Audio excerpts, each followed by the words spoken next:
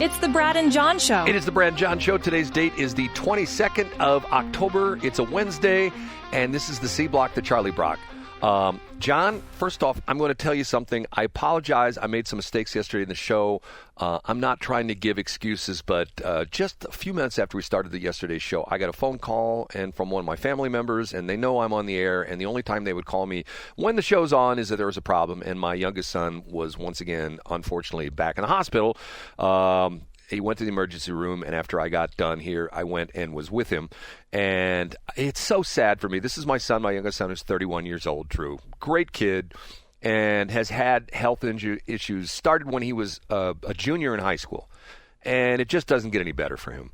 And it's sad because of the fact that sort of the prognosis yesterday was same old, plus a new thing's popped up, which is not good.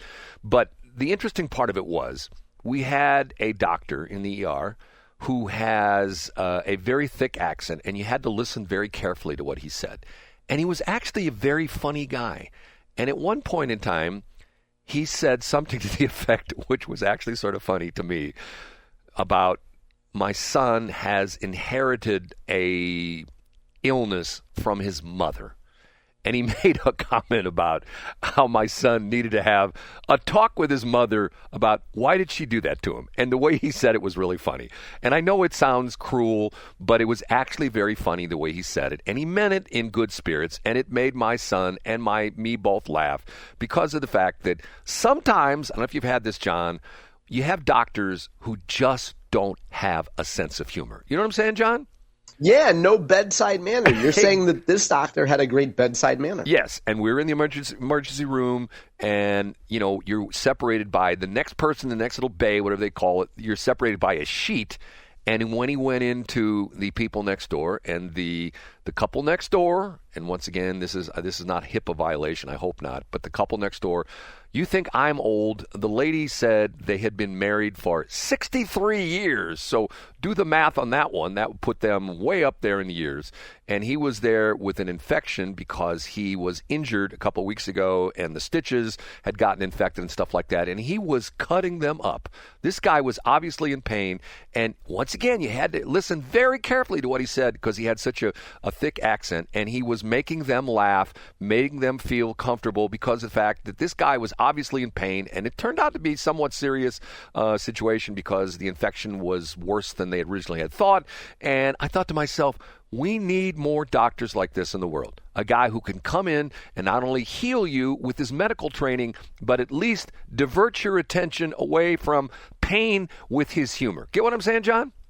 I do, yeah. Now, does he feel any kind of accountability or responsibility for health choices he's made that's put him in this position? Well, there is nothing that he could have done. Nothing in his life that he's done has contributed to where he's at.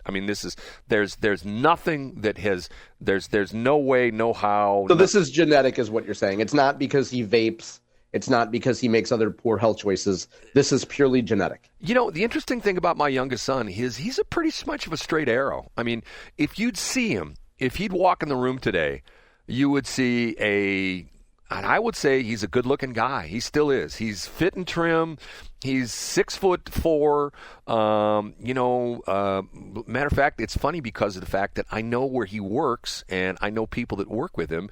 And the interesting thing is he works with a lot of women and works in an environment where he's one of only a few men and there are a lot of women. And the women are always in there prying about, Drew, how come you've never been married? How come you don't have a girlfriend? How come you're single? You want to meet my niece, Christy? You want to meet my niece, Joanne? That kind of thing. And he's just a good-looking guy, and he's real low-key. He's not like me.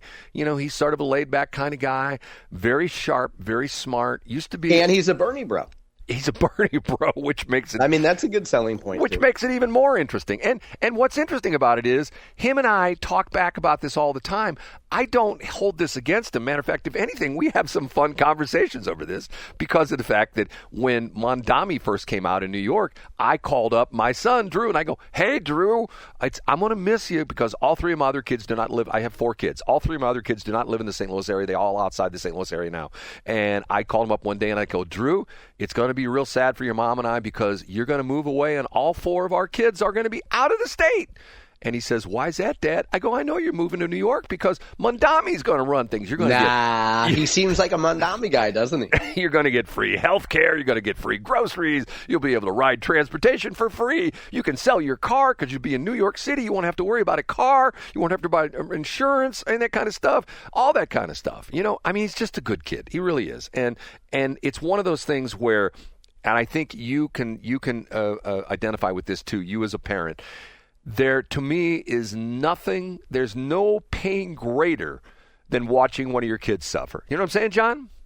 Yeah, no matter how slight the injury may be, you feel it for them. And that's why I notice, that's why parents, if your kid slips and falls, you're the first one to say, ow, because you cringe because you feel it for them. Right. And if, like most people, at least with me, I say, I wish I could, if I had a body part that I could give him, like a kidney or something like that to cure him, I would certainly do it. But that's not the case with him. But that's a whole nother story. Okay, having said that, I'm trying to get my stupid phone to work. I told you this crazy story. I used to be able to play stuff. I used to plug into my phone, and I used to plug into things and play stuff on the air from my phone people send me. And now I got to go through this crazy, stupid Bluetooth. John, I'm not a Bluetooth fan. Do you like Bluetooth?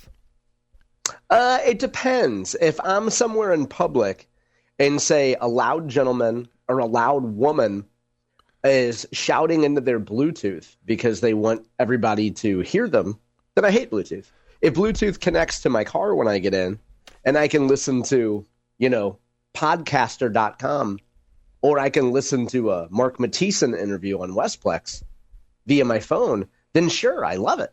Okay, I'm hitting a device we have in the studio where I can connect my phone via Bluetooth, and it says, your blah blah blah is now discoverable. Tap blah blah blah blah blah in your device Bluetooth settings, and when I hit Bluetooth on my phone, it doesn't bring it up. So here's what I'm going to do.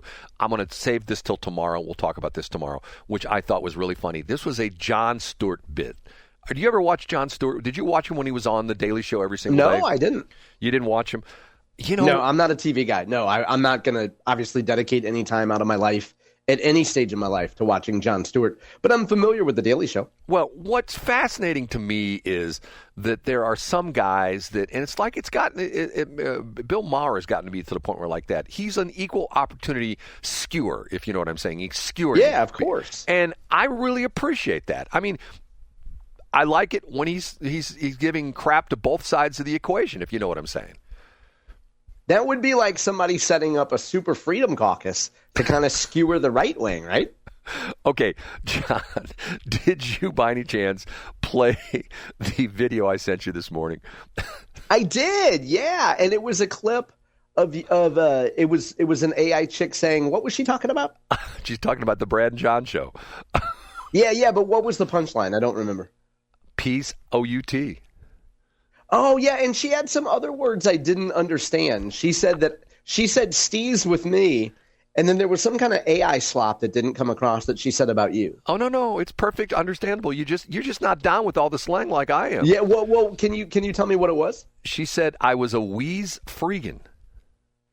A wheeze what? Freegan, F-R-E-E-G-A-N. John, you don't know this? No, a wheeze freegan. Yes. Okay, and is that a real...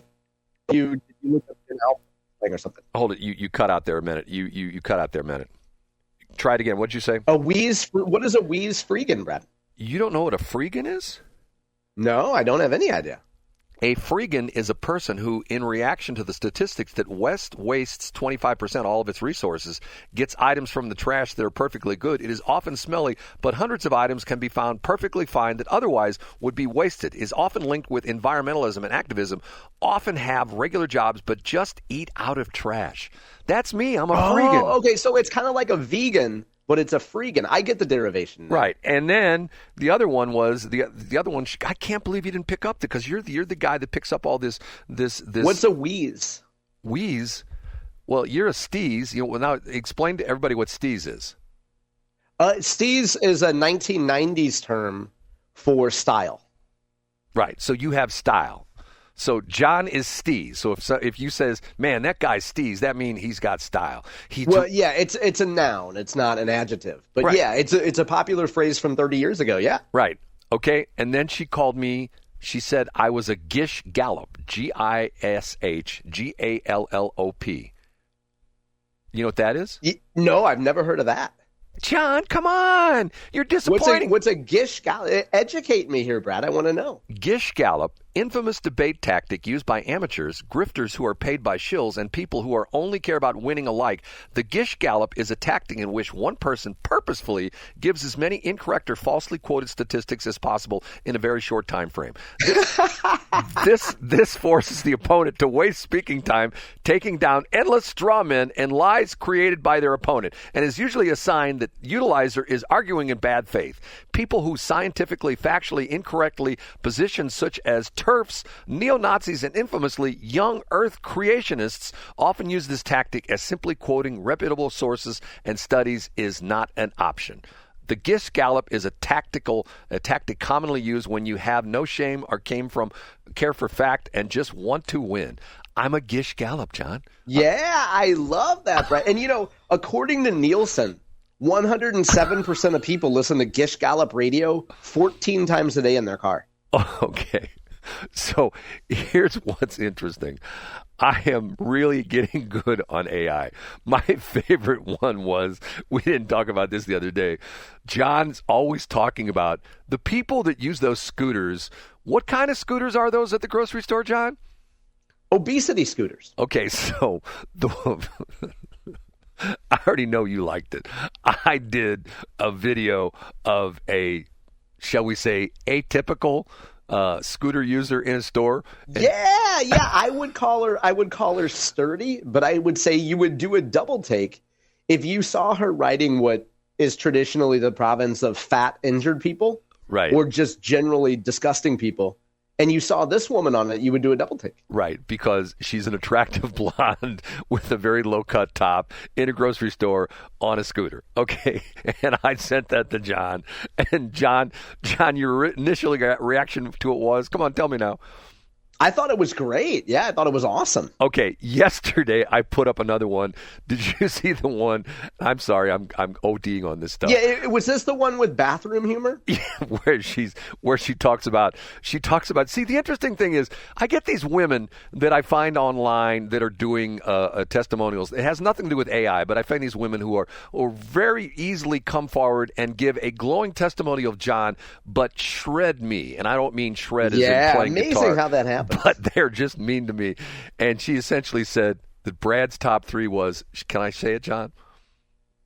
Yeah, go ahead. It's your station, Brad. It was a poop show. That my top three was a poop show. Okay, what's interesting about this is I put this in on one of our Facebook pages, which is one of the, I can't remember if it was like at the Westplex Talk. Yeah, maybe that's a sign you have too many and you should concentrate on the ones that are the best. Go ahead, Brad. The Brad and John show. And a high-ranking radio executive texted me saying that was one of the funniest things he's seen in a long time. It's certainly something, Brett. You know what I love about it? It brings you a great deal of joy. And there's like Gary V rants. I can't listen to Gary V anymore because of the constant uptalk. Yes. Like I find it so annoying. But he had something where he was talking about how there's just so much useless AI nonsense of people doing experiments and posting it online. And I remember thinking, well, yeah, but it does bring you so much joy though, Brad. And I think that's the value of it. But what's interesting about it is some of these, John, you have to admit, you can't tell these are AI. I mean, wouldn't you say they're completely real? They're quite realistic, Brad. Like the one in the grocery store. That looks like it was for real, doesn't it? Don't you think? Yeah, absolutely. It looks like you're in Walmart. The lighting and everything looks exactly like Walmart. Perfect. And the interesting part of that one is she comes down the aisle on her scooter for about 3 or 4 seconds, and then she's looking at the camera the entire time, and then she talks, and it's like, oh my God, this is so good. This is one of the best ones I've ever done. It's so funny. Okay, John, I got to get out of here, and I have 37 seconds over. I have to scoot right now, and unfortunately, I'll tell you this. Hey, Brad, you get out of there. We will update the show this afternoon. I got a whole lot of other stuff to do this morning. Okay, I have to go. So I have to be somewhere at 8:30, and then I have to deal more with my got son you. later. Hey, just get it up whenever you can, Brad. I got plenty of stuff to do today. I can't do it in the morning anyway.